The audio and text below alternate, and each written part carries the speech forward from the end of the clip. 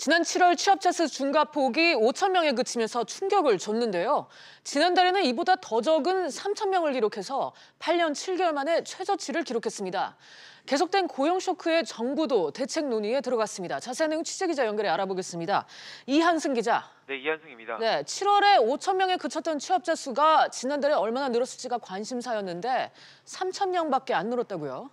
네, 맞습니다. 통계청에 따르면 지난달 취업자 수는 2,690만 7천 명으로 1년 전에 비해 불과 3천 명 증가했습니다.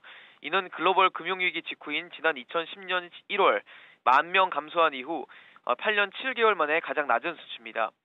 취업자 수 증가폭은 지난 2월부터 7개월 연속 10만 명대거나 그 이하를 기록하고 있는데요. 지난 7월부터는 두 달째 1만 명에 미치지 못하는 최악의 고용 상황을 보여주고 있습니다.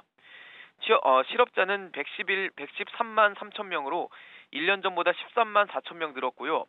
또 지난달 15세부터 29세까지의 청년 실업률은 10%를 기록해 지난해 같은 달보다 0.6%포인트 상승했습니다. 실업자 수와 청년 실업률 모두 8월 기준으로는 외환위기 직후인 지난 1999년 이후 가장 높은 수치를 기록했습니다. 네, 이 기자 설명만 들어도 상황이 정말 안 좋은데 정부도 대책 논의에 들어갔다고요?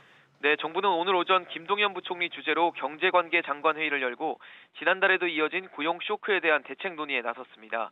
김 부총리는 연내 일자리를 더 만들겠다는 각오로 정부 추가 경정 예산에 이어 지자체 추경 42조 9천억 원이 조속히 편성되고 집행되도록 하겠다고 밝혔습니다. 이어 최저임금 인상 속도 조절에 합리적인 대안을 만들기 위해 당청과 협의를 시작하겠다고 강조했습니다.